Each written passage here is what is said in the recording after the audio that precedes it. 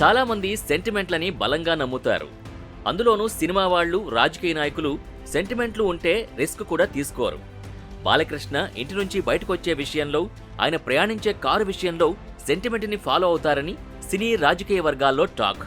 ఇక తెలంగాణ మాజీ సీఎం కేసీఆర్ గురించి ప్రత్యేకంగా చెప్పాల్సిన అవసరం లేదు. చిన్న అనుమానం వచ్చినా ఆయన చాలా మార్పులు చేస్తారు.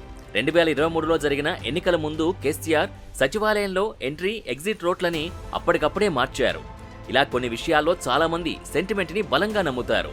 విజయవాడ తూర్పు ఎమ్మెల్యే గద్దె రామ్మోహన్ కూడా తన స్నేహితుడు పుట్టగుంట సతీష్ సెంటిమెంట్గా ఫాలో అవుతారు.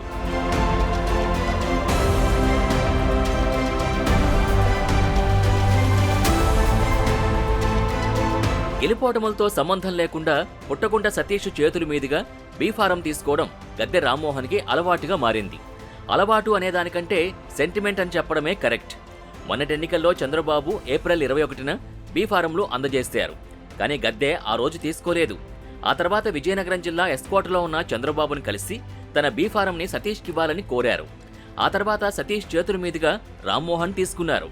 ఈ ఎన్నికల్లో ఆయన 49,640 ఓట్ల భారీ మెజార్టీతో విజయం సాధించారు. ఈ సెంటిమెంట్ రామ్మోహన్కి కలిసొస్తుందని ఆయన అనుచరులు చెబుతున్నారు.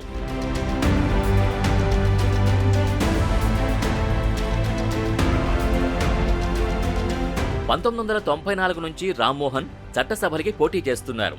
తొలిసారి ఇండిపెండెంట్గా గన్నవరం అసెంబ్లీ స్థానానికి పోటీ చేసి గెలిచారు. తర్వాత 1999లో విజయవాడ టీడీపీ ఎంపీగా విజయం సాధించారు.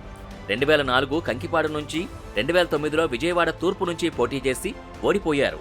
కానీ 2014 నుంచి వరుసగా విజయవాడ తూర్పులో 3 సార్లు గెలిచారు. గత ఎన్నికల్లో వైసీపీ ప్రభంజనంలో టీడీపీలోని మహామహులు ఓడిపోయినా ఆయన మాత్రం విజయ తీరాలకు చేరారు.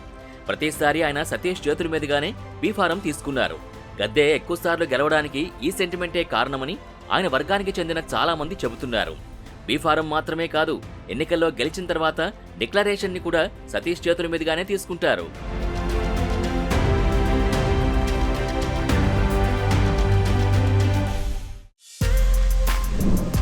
For more videos like this, subscribe Big TV channel.